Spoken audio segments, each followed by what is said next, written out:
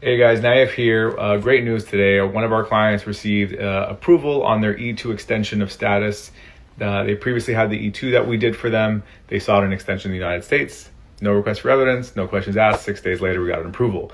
However, sometimes individuals like this particular client stress out about not having certain employees, certain numbers, and there's been a lot of different trends happening. So I thought, let me make a quick video about the E-2 renewal process, because we always talk about what's required for an initial E-2. So here goes. First, usually you file an E-2 visa with a business plan.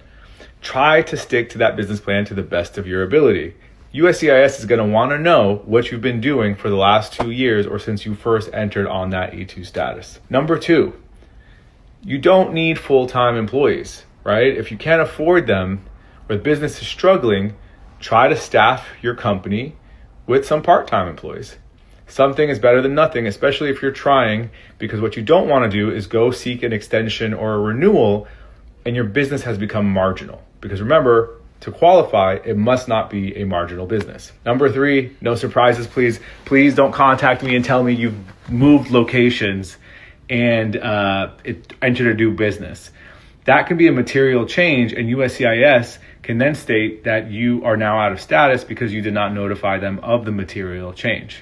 Number four, we've been seeing background checks, fingerprinting happening where we typically did not see this before. And under this administration, in my 15 years, it's the first time I'm seeing this. One of my clients recently got it, and guess what? He had an arrest that he didn't tell me about. So now we got a third request for evidence in order to comply with this E-2 extension, which should be simple.